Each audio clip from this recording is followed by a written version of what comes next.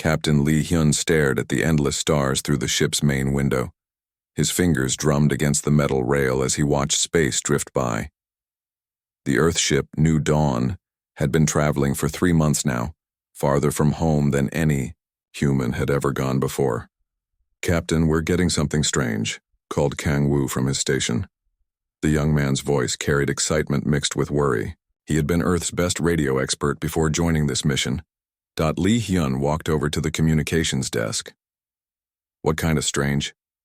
"It's like voices, sir. But not human voices. They're coming from that star system ahead." Kang Woo pointed at his screen full of numbers and wave patterns. Dr. Park Nari looked up from her science station. She was the smartest person Lee Hyun had ever met, and if she looked worried, that meant trouble. "Captain, those signals are too organized to be natural. Someone is talking out there." Lee Hyun felt his heart beat faster. This was what Earth had sent them to find, proof that humans were not alone in the universe. But now that the moment was here, he felt scared and excited at the same time. "Can you understand what they're saying?" he asked. Park. Nari shook her head. "It's completely different from any human language." But Kang Woo had an idea. The communications officer turned red. "Well, sir, I thought maybe we should try to talk to them. You know, be friendly." "What did you have in mind?" Kang Woo pulled up a file on his computer. "I made a message. Simple math, some music, pictures of Earth and humans. Basic stuff to show we're intelligent and peaceful." Lee Hyun looked at the message. It seemed harmless enough. Pictures of Earth, the solar system, some mathematical equations, and recordings of human voices saying hello in different languages. "Send it," Lee Hyun decided, "but keep our location secret for now." Kang Woo nodded and pressed the transmission button. The message shot out into space at light speed, racing toward the alien signals. Far away. In a massive space station orbiting a red giant star, alarms began screaming. Aliens of many different shapes and sizes ran through metal corridors. Some looked like giant insects, others like walking plants, and some were just clouds of glowing gas. In the center of the station, a huge room filled with representatives from across the galaxy fell silent. The Galactic Council had been meeting about trade agreements, but now everyone stared at the main screen in horror. "Replay the message," demanded Councillor Veltar. He was tall and thin, with blue skin and 4 arms. His species had been part of the Council for thousands of years. The message played again. Mathematical sequences, images of a blue planet, and sounds from creatures that called themselves humans. "It can't be," whispered Elder Zixhal. She was very old, even for her long-lived species. Her people kept the ancient records and stories. The 3rd planet of the yellow star. The prophecy said this day would come. "What prophecies?" asked a younger council member. Elder Zixhal's tentacles shook with fear. "The Death World, the warrior species. They have awakened." Murmurs of panic filled the council chamber. Many species had heard the old stories, though most thought they were just myths. "Surely you don't believe those old tales," said Councillor Veltar, but his voice was not steady. "Look at their message again," Elder Zixhal said. "Mathematical challenges, images of their world showing impossible survival conditions. And listen to their voices. They're not asking for help or friendship. This is a formal challenge." The council members looked at each other with growing fear. In galactic law, a challenge message like this could only mean one thing. The senders wanted to fight the council for control of the galaxy.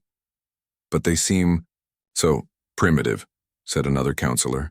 "Look at their technology. Their ships are made of simple metals." "That's what makes it worse," Elder Zixhal replied.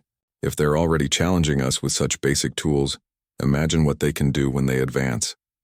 Meanwhile, back on the New Dawn, the crew noticed something unusual. Their instruments showed ships nearby, but they couldn't see anything with their eyes. "Captain," Park Nari called out, "we're being watched. I count at least 12 ships using some kind of invisibility technology." "Are they hostile?" Lee Hyun asked. "I don't think so. They're keeping their distance. It's like they're Studying us. Suddenly their radio crackled to life. A voice spoke in perfect English, though it sounded strange and mechanical. Human vessel, this is the Altherian ship Peacebringer. Please respond. Lee Hyun grabbed the microphone. This is Captain Lee Hyun of Earthship New Dawn. Who are you? Captain, you are in great danger. Your message has been received by the Galactic Council. They believe you have issued a formal challenge to combat. What? We just said, hello? Your species does not understand galactic law. When a civilization sends mathematical proofs, images of their homeworld, and vocal declarations to the Council, it is considered a challenge for dominance. The Council must respond according to ancient laws. Park Nari grabbed Lee Hyun's arm. Ask them what that means. What kind of response? Lee Hyun asked into the radio. The alien voice was quiet for a long moment. The Council will send their champions to fight your champions. If your people lose, your species will be destroyed. If you win, if we win, what? If you win, you become the new rulers of the galaxy. But Captain, no species has ever won against the Council. They have warriors from 1,000 worlds. Lee Hyun felt the blood drain from his face. Kang Wu had turned completely white. Park Nari was frantically typing on her computer, trying to figure out if there was a way to take back their message. How long do we have? Lee Hyun asked. The Council fleet is already moving toward your home system. You have perhaps 6 of your months before they arrive at Earth. The radio went silent. Lee Hyun looked around at his crew. They had come out here looking for new friends among the stars. Instead, they had accidentally declared war on the entire galaxy. Get me a connection to Earth Command, Lee Hyun said quietly. Tell them we need to talk to every government leader immediately. What are you going to tell them, sir? Kang Wu asked. Lee Hyun stared out at the invisible alien ships surrounding them. I'm going to tell them that saying hello just became the most dangerous thing humanity has ever done. Elder Zixhal moved slowly through the ancient archives deep beneath the Council station. Her tentacles carefully handled data crystals that were older than most civilizations in the galaxy. She needed to find the old records, the ones that told the true story of why everyone should fear the third planet. Behind her, Counselor Veltar followed nervously. Elder, surely the old stories are just myths, scary tales to frighten young ones. I wish that were true, she replied, pulling out a crystal that glowed with inner light. But our ancestors wrote these records in their own blood. They wanted to make sure future generations would remember. She placed the crystal into a reading device. Holographic images filled the air around them, showing scenes from thousands of years ago. The first image showed a beautiful galaxy, peaceful and green. Hundreds of species worked together, sharing knowledge and resources. It looked like paradise. This was the galaxy before they came, Elder Zixhal explained. The first federation, billions of beings living in harmony. The images changed. Now, they showed destruction, planets burning, space battles that darkened entire star systems, and in the middle of it all, creatures that looked almost exactly like the humans in the recent message. The predecessor war, Veltar whispered. Every schoolchild in the galaxy had heard that name, though few knew the details. Yes, but not many know who the predecessors really were. Elder Zixhal touched the crystal, and the images focused on the human-like warriors. They came from a world that should have killed them long before they reached space. Storms that could destroy cities, animals that hunted in packs, diseases that changed constantly, earthquakes and floods and fire from the sky. Veltar stared at the images of Earth from long ago. It looked almost identical to the planet in the human message. Impossible. Nothing could evolve intelligence in those conditions. That's what everyone thought, but somehow they did, and that world made them into something terrible. The hologram showed human warriors fighting against alien armies. But these were not normal battles. The humans moved like they were dancing with death itself. They used weapons and tactics that made no sense, yet somehow won against impossible odds. They didn't fight like other species, Elder Zixhal continued. Most civilizations had rules about war, honor codes, limits. The humans had only one rule: protect their pack. Pack, family, tribe, eventually, their entire species. They would die before letting harm come to their own, and they were very good at making sure the other side died first. The images showed human ships, smaller than their enemies' vessels, somehow winning battles through pure determination and clever tricks. They showed human soldiers continuing to fight even when badly wounded. Most disturbing of all, they showed humans working together with a coordination that seemed impossible. How did the war end? Veltar asked, though he was not sure he wanted to know. No one knows for certain. One day the human fleets just stopped. Some say they destroyed themselves, rather than continue the killing. Others believe they found a way to another galaxy. A few think they went into some kind of deep sleep, waiting for the right time to return. Elder Zixhal changed the crystal. New images appeared, showing the aftermath of the war. Most of the galaxy was ruins. It took us 10,000 years to rebuild what they destroyed in 50. That's when our ancestors made the laws. No contact with the third planet. No exploration of that system. If the predecessors ever returned, we would know by the yellow star they came from. Veltar felt sick. And now they're back. It appears so. But Elder, he paused. These new humans seem so primitive. Their message talked about peace and friendship. Elder Zixhal made a sound that might have been laughter if it wasn't so frightened. The old records say that too. The predecessors always claimed they wanted peace, right up until someone threatened their pack. Meanwhile on Earth, Dr. Kim Sola was having the strangest day of her career. She worked at a dig site in what humans called Turkey, uncovering ruins that were much older than they should be. But today her metal detector had found something impossible. The object was clearly not made by ancient humans. It was too advanced, too perfectly shaped. It looked almost like a data storage device, but made from materials that didn't exist. On Earth. As she carefully cleaned it, symbols became visible on its surface. They were not from any human language she knew, but somehow, as she stared at them, they seemed familiar. Her satellite phone rang. It was her supervisor from the university. Kim, I need you to stop what you're doing and report to the capital immediately. Some kind of emergency. What kind of emergency? I can't explain over the phone. Just pack everything you've found recently and get here as fast as possible. After hanging up, Kim looked at the strange device again. The symbols seemed to shift and change as she watched them, and for just a moment she could swear one of them looked like a diagram of the solar system. Back in space, Captain Lee Hyun was receiving more bad news. Earth Command had finally responded to his message about the alien challenge, and they were not happy. Captain, this is General Park Jin from Earth Defense Command. Are you absolutely certain about this information? Yes, sir. The aliens were very clear. They think our greeting was a formal challenge to fight. And if we lose this fight? Lee Hyun swallowed hard. They destroy humanity, sir.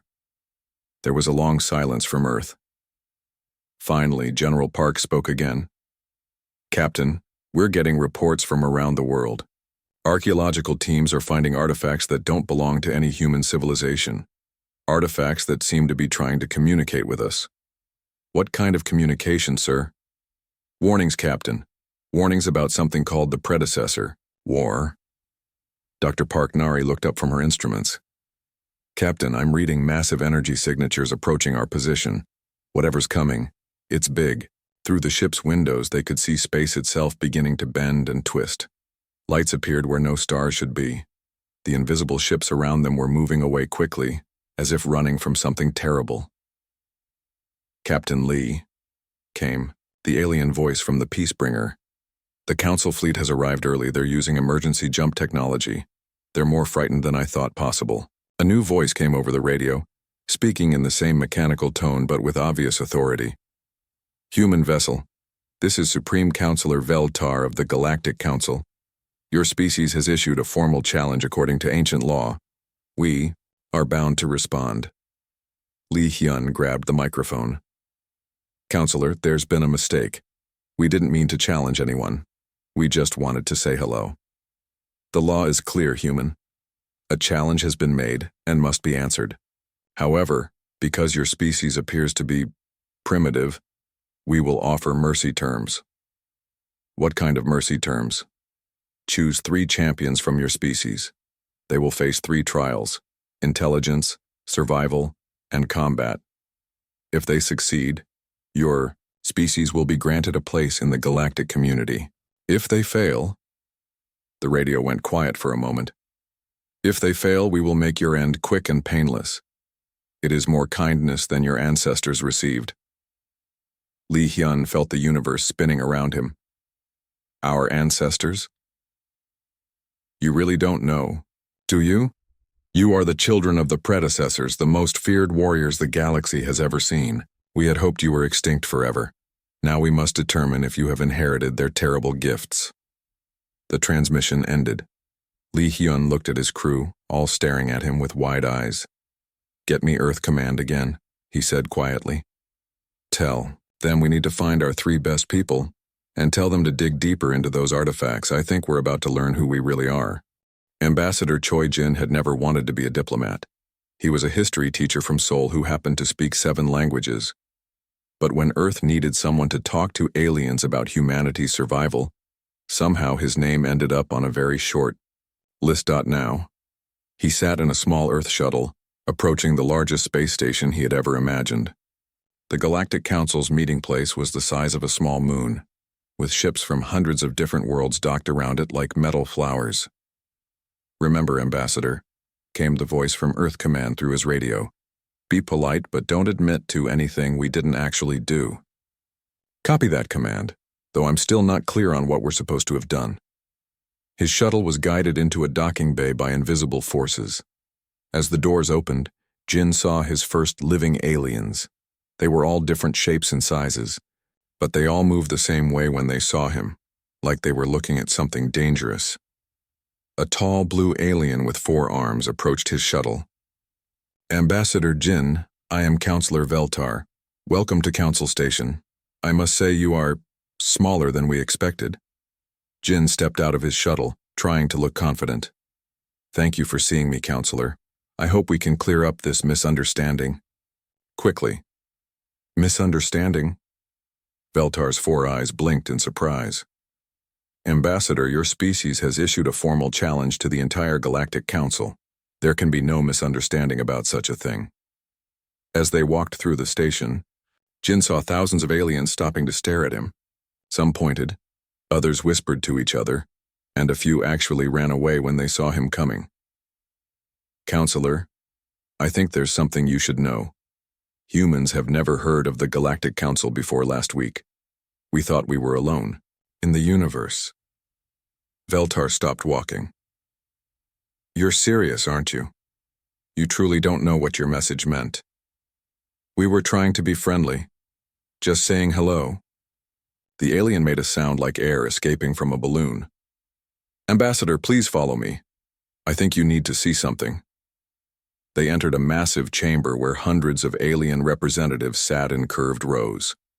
At the center was a holographic display showing Earth's message, the mathematical sequences, pictures of Earth, and recordings of human voices. In galactic law, Veltar explained, when a species sends mathematical challenges, displays images of their military capabilities, and makes vocal declarations to the Council, it means they want to fight us for control of the galaxy.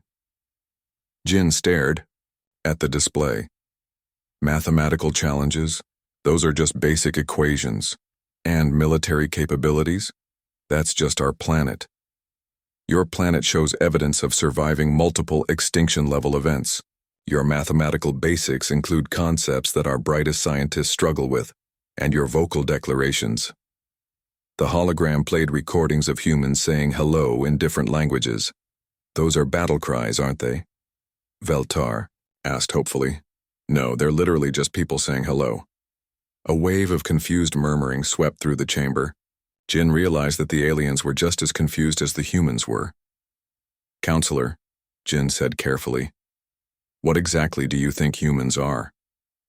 You are the predecessors. The warrior race that nearly destroyed the galaxy 10,000 years ago. Your people were the most feared fighters in known history.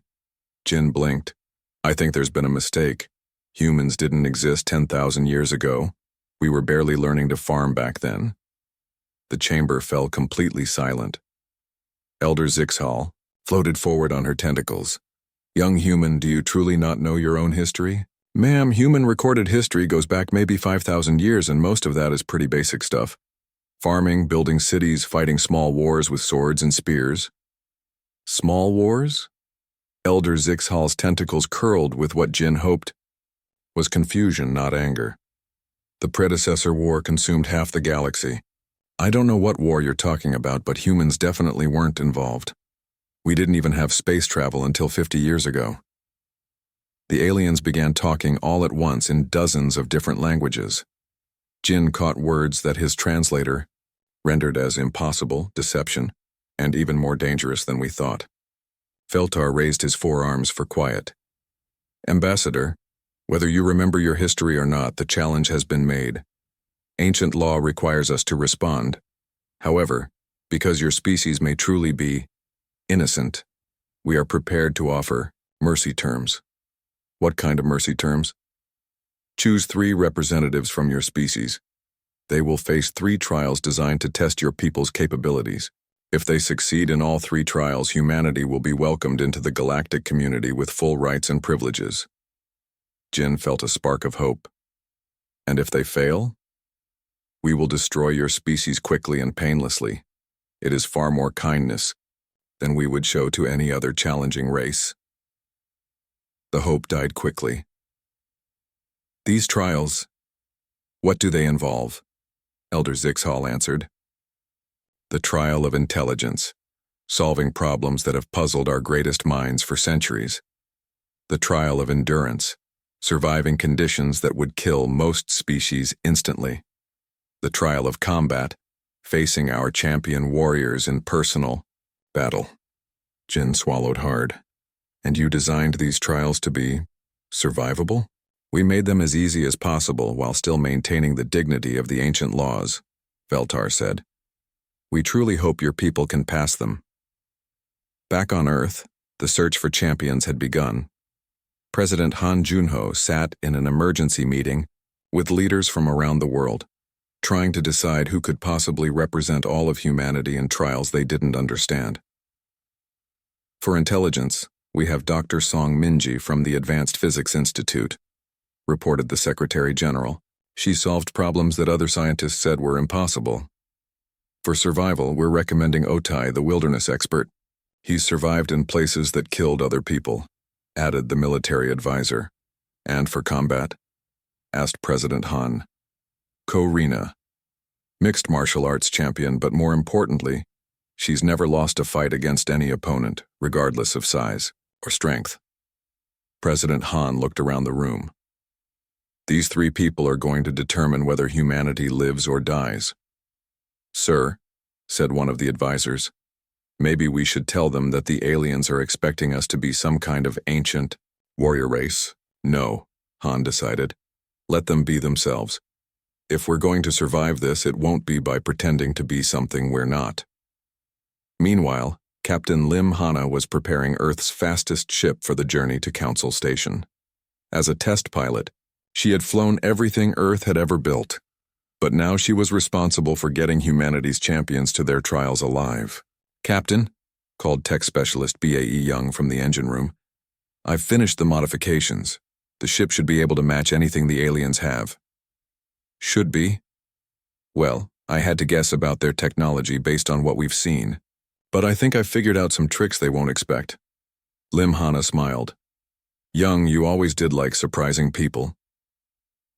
As the human champions prepared for their journey, they had no idea that across the galaxy, alien species were placing bets on how quickly they would die. The odds were not in humanity's favor, but they also had no idea that buried in Earth's ancient ruins, artifacts left by the real predecessors were beginning to glow with soft light, as if responding to some signal from deep space. The trials would begin soon, and the galaxy would finally learn whether humans were the peaceful children they claimed to be, or the awakened descendants of their greatest nightmare. Dr. Song Minji stood before the largest computer she had ever seen. The trial of intelligence was taking place in a chamber the size of a football stadium, filled with alien technology that hummed with power. Thousands of alien observers watched, from floating platforms high above. Dr. Song, announced Counselor Veltar, you have 6 hours to solve 3 problems. These challenges have remained unsolved by our greatest minds for over 1,000 years. We have made them as simple as possible. Minji looked at the first problem appearing on the massive screen. It was a mathematical equation that seemed to twist and change as she looked at it. The aliens had provided translation devices, but the concepts were still complex. This is about space folding, she murmured to herself. They want to know how to travel faster than light without breaking physics. In the observation area, Elder Zixhal watched nervously. Surely she cannot solve it so quickly. Our best mathematicians worked on this problem for centuries. But Minji was already drawing diagrams in the air with her hands, the alien interface, responding to her movements. She had seen similar problems in theoretical physics papers back on Earth. Human scientists had been working on faster-than-light travel for decades, even if they couldn't actually build the ships yet. The problem is thinking about space as fixed, she said to the computer. But what if it's more like water? If you create the right kind of pressure difference? The equation on the screen began to change, responding to her input. Numbers fell into place like puzzle pieces. Within 20 minutes, the first problem was solved. The alien observers fell silent. Elder Zixhal's tentacles were shaking.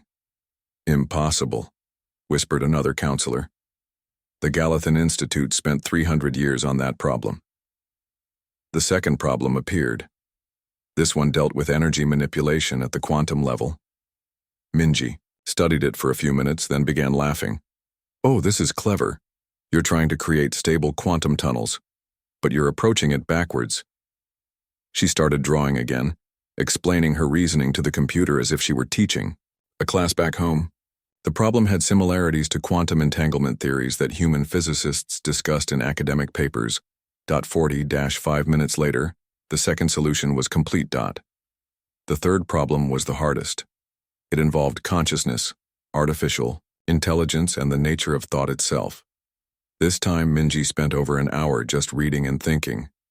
You want to create truly intelligent machines, she finally said, but you're trying to copy biological intelligence. What if instead you created something completely new? Her solution involved concepts that human philosophers and computer scientists had debated for years. Questions about what made consciousness real, and whether artificial minds needed to think like biological ones. When she finished, the entire chamber was silent for a full minute. Trial of intelligence complete, announced the computer. All problems solved in under 3 hours. On another part of the station, O-Tai was facing his own challenge. The trial of endurance was taking place in an environmental chamber that could create the worst conditions from 100 different worlds. Mr. O, explained the test administrator, you will face 3 different environments. Each one has killed champions from other species within minutes. We have set them to the lowest lethal settings. The first environment was an ice world with temperatures far below anything found naturally on Earth. The wind was strong enough to knock down trees, and the air was filled with ice crystals sharp as glass. The aliens expected O-Tai to find shelter and wait for the time limit to pass. Instead, he started moving around, using techniques he had learned in Earth's coldest regions. He's generating body heat through movement, observed one of the alien judges with surprise, and he's using the wind patterns to avoid the worst of the ice storm. O-Tai had survived in Antarctica and the Arctic. Compared to Earth's polar regions, this alien ice world was harsh, but not impossible. The second environment was a desert world with heat that would cook most aliens instantly. The ground was like walking on molten glass, and there was no water anywhere. But O-Tai had also survived in the Sahara Desert and Death Valley. He knew how to find shade, how to conserve water, and how to move efficiently in extreme heat. How? Is he still alive? Asked a judge. The temperature readings show levels that should have killed him 10 minutes ago. The third environment was the deadliest, a toxic swamp world filled with poisonous plants, dangerous animals, and air that was acidic enough to burn through metal. Ote looked around the environment, taking careful notes of the plant life and animal behavior. Then he began doing something that confused the alien observers completely. He started collecting samples. What is the human doing? I believe he's studying the ecosystem, replied another judge. But why? Within an hour, Otai had identified which plants were safe to eat, which animals to avoid, and how to neutralize the acidic air using natural materials from the environment. He didn't just survive, he thrived. Trial of endurance. Complete, announced the computer. Subject not only survived all three environments, but demonstrated mastery of survival techniques unknown to our database. The third trial was taking place in the station's combat arena.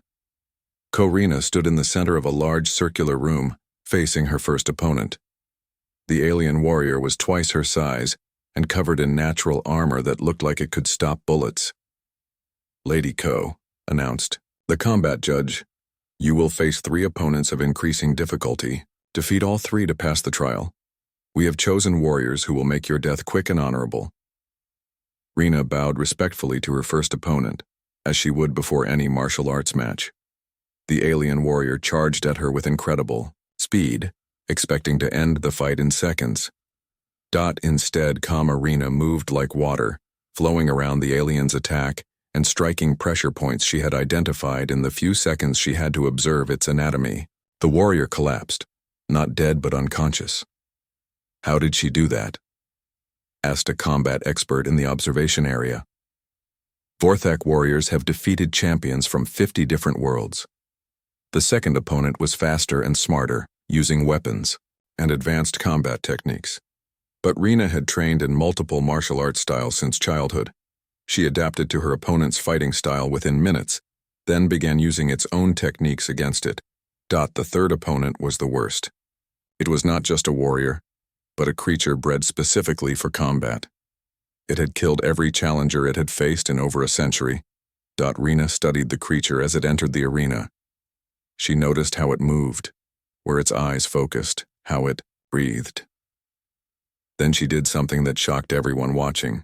She smiled. Thank you for this honor, she said to the creature. Let's see what we can learn from each other. The fight lasted longer than the first 2, but the outcome was the same. Rena didn't just defeat her opponent. She did it while showing respect for its skills and strength. Trial of combat. Complete, announced the computer. All opponents defeated with minimal injury to challenger. In the main council chamber, the alien leaders sat in stunned silence. All 3 trials had been completed successfully. But more than that, the humans had made the challenges look easy. They're not just survivors, Elder Zixhal said quietly. They're adapters. They take any situation and find a way to excel in it. Counselor Veltar was reviewing the test results with growing alarm. Look at these readings. The intelligence trial. Dr. Song didn't just solve our problems. She found better solutions than our own scientists had imagined. The endurance trial. Mr. O turned survival challenges into learning experiences. The combat trial. Miss Ko treated deadly opponents like sparring partners. What does this mean? Asked a younger counselor. Elder Zixhal's tentacles curled with an emotion that might have been fear or respect. It means the predecessors have returned, and they're more dangerous than they ever were before. But in the human section of the station, Ambassador Choi Jin was receiving very different news from the test monitors. Ambassador, reported Dr. Song Minji, those problems they gave us, they weren't unsolvable. They were just approaching them from the wrong angles. The survival environments were tough, added Otai, but nothing worse than what we have back on Earth. Korina was bandaging a small cut on her arm. The combat opponents were skilled, but they fought like they expected to win through size and strength alone. They weren't prepared for technique and adaptation. Jin looked at his 3 champions with growing realization. The aliens thought they had given humanity impossible challenges designed to provide a quick, merciful death. Instead, they had accidentally given them problems that humans were uniquely suited to solve. The galaxy was about to discover that their worst fears about the return of the predecessors were absolutely correct, but their assumptions about what that meant were completely wrong. The main council chamber had never been so quiet. 2,000 alien representatives from across the galaxy sat in perfect silence, staring at the human delegation. Ambassador Choi Jin stood at the center podium, feeling the weight of every alien. Eye upon him. President Han Junho's voice came through Jin's communication device from Earth. Ambassador, the whole planet is watching. Whatever you say next will determine humanity's future among the stars.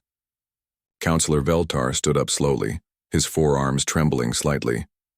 Ambassador Jin, your champions have successfully completed all 3 trials. According to ancient galactic law, humanity has earned the right to rule over the Galactic Council. A wave of fearful murmurs swept through the chamber. Jin could see aliens in the back rows quietly moving toward the exits. Furthermore, Veltar continued, your people have demonstrated abilities that confirm our worst fears. You are, indeed, the descendants of the predecessors returned to claim dominion over the galaxy. Jin looked around the chamber, seeing the terror in thousands of alien faces. These beings truly believed that humanity was about to begin some kind of galactic conquest. Counselor Veltar, Jin said carefully, I think there's still some misunderstanding. Here, may I ask exactly what you think humans are going to do now? You will establish your military superiority over our fleets, Elder Zixhal replied from her floating platform. You will demand tribute from our worlds. You will expand across the galaxy until every system flies under human banners. You will turn us into slaves or servants, added another counselor, just as your ancestors did during the predecessor war. Jin felt a moment of genuine confusion. Why would we do any of that? The entire chamber fell silent again. This was clearly not the response they expected. Because that's what conquerors do, Veltar said uncertainly. But we don't want to conquer anyone, Jin replied. We just wanted to say hello and maybe make some friends. An alien from the back of the chamber stood up. Friends? With your enemies? You're not our enemies. We didn't even know you existed until a few weeks ago. Dr. Song Minji stepped forward. May I say something, Ambassador? Jin nodded, and Minji addressed the council directly. I've been reviewing the problems you gave me in the intelligence trial. Those weren't tests. They were genuine research, challenges your species have been working on for centuries. What's your point? Asked Elder Zixhal. My point is that we could help each other. The faster-than-light travel equation I solved, that could benefit everyone.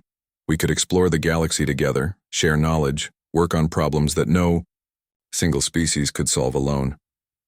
Otai joined her. The survival environments you tested me with, I learned as much as I was tested. Your desert world had plants with chemical compounds that could revolutionize medicine. Your ice world had weather patterns that could help us understand climate on dozens of planets. Korina stepped up as well. And the combat trial taught me new fighting techniques. Your warriors had skills I'd never seen before. Instead of fighting each other, we could train together, learn from each other. The alien representatives looked at each other with growing confusion. You want to cooperate with us? Asked a small furry alien from one of the middle rows. Of course, Jin replied. That's what we've wanted all along. Counselor Veltar's translator began making strange sounds, and Jin realized the alien was trying to process concepts that didn't fit his worldview. But you have the power to dominate us. Your trials proved that. Why would you choose cooperation over conquest? Jin thought about how to explain human nature to beings who had lived in fear of humanity for thousands of years. Because conquest is lonely, he said finally.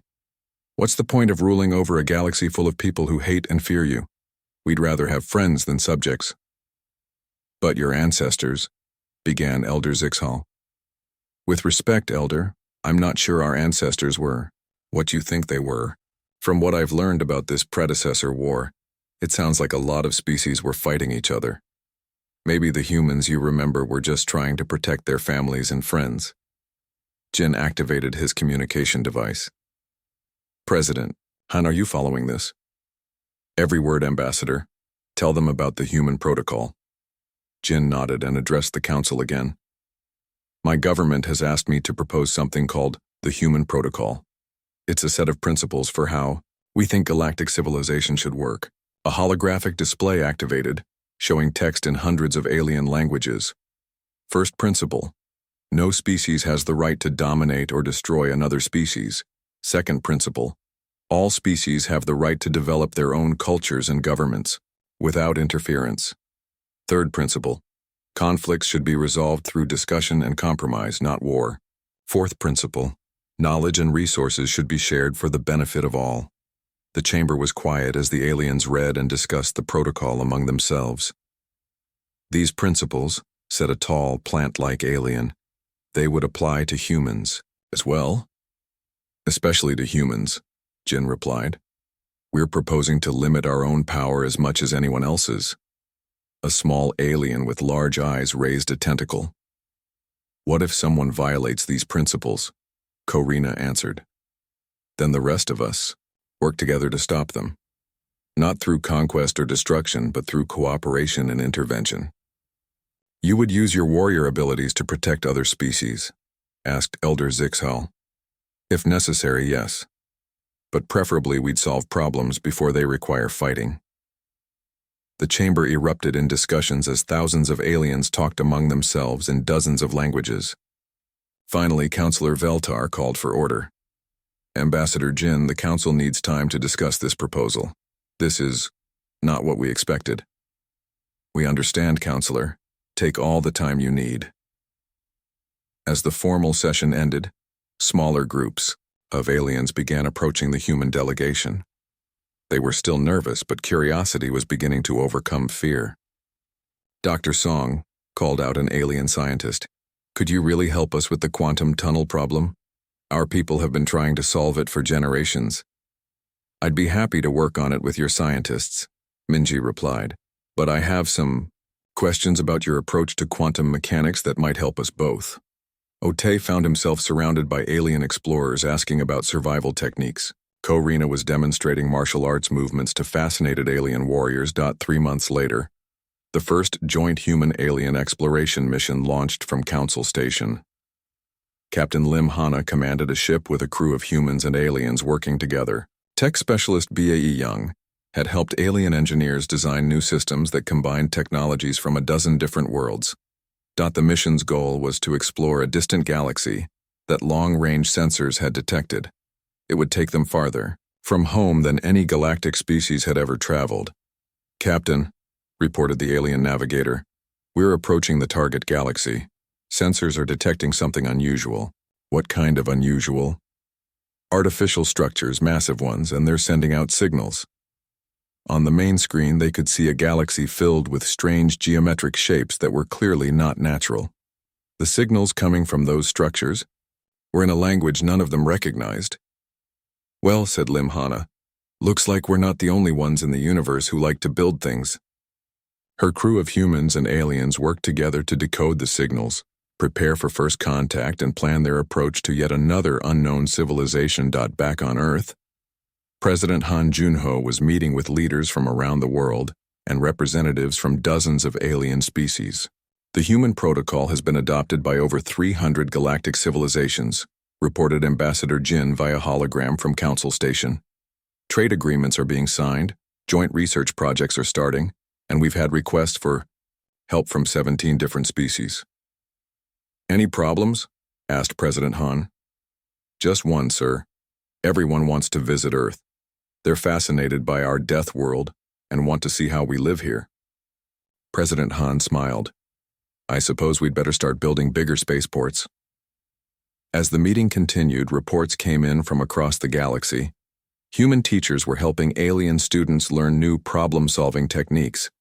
Human doctors were working with alien healers to develop new medicines. Human engineers were collaborating with alien builders on projects that no single species could have imagined. The galaxy had feared the return of the predecessors for thousands of years. They had been right to expect that humanity would change. Everything. They had just been completely wrong about what those changes would look like.